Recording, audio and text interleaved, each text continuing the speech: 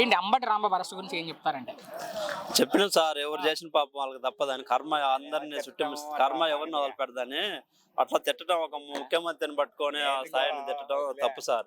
ఒక పద్ధతి ప్రకారం మాట్లాడాలి కానీ అట్లా అహంకారంతో మాట్లాడకూడదు సార్. తప్పు సార్. ఎవరైనా ఆయన మాట్లాడిన మాటలు వినే ఉన్నారు. ఆమె ఎన్నో మేము లైవ్ లో ఎన్నో కానీ ఈ కక్షపూరితంగా పెట్టిన కేసులు అక్రమంగా కేసులు పెట్టారంటున్నారు. అవన్నీ ఎత్తుకోవాలి సార్. ఇప్పుడు ఏం అనకుండా ఎవరితో ఎందుకు వెళ్తారు సార్?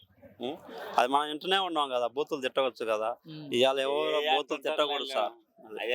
ఒక్క నిమిషం బాబాయ్, నిన్న జగన్ గారు కూడా పర్యటన చేశారు అక్కడికి. ఏంటి జగన్ పర్యటన మీద మీ అభిప్రాయం ఏంటి? పర్యటన మీద గుంటూరు పర్యటన అంటే ఇంకా చెప్పలేదు సార్. ఆయన సమర్థిస్తున్నాం కానీ అట్లా కాదు.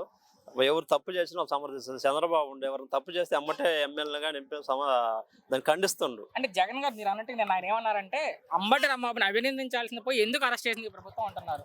ఇంకా ఆయనకే తెలియదు సార్. ఆయన అన్న మాట అది తిట్టడం ఖండించాలి సార్. ఎవరినైనా ఏ ఎమ్మెల్యే అయినా వస్తారంట 2029 ఖచ్చితంగా వస్తారంట, వడ్డీతో సహా ఇస్తారంట వాళ్ళు చెప్తున్నారు. ఏంటి దాని ఇట్లా అంటే ఏమవుతారు సార్? ఇట్లా అనకూడదు కదా. మేము డెవలప్ చేస్తాము, మేము అది చేస్తాం ఇది చేస్తాం అని రావాలి కానీ మేము రఫ్ ఆడిస్తాము వాళ్ళని కొడితే ఇవన్నీ వేస్ట్ సార్. అవన్నీ కూడదు. వీళ్ళంతా సోషల్ మీడియా అంతా చదువుకున్న వాళ్ళు అందరూ తెలుసు.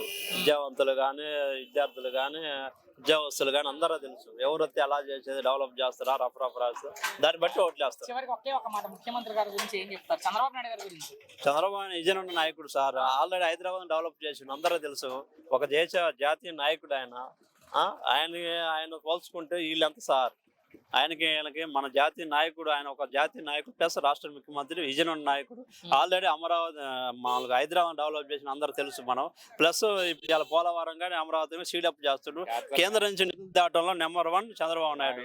ఈ జగన్ ఎప్పుడు తెచ్చిండు నిధులు? 5 ఏళ్లలో ఒక నిధులు కూడా తేలేకపోయిండు.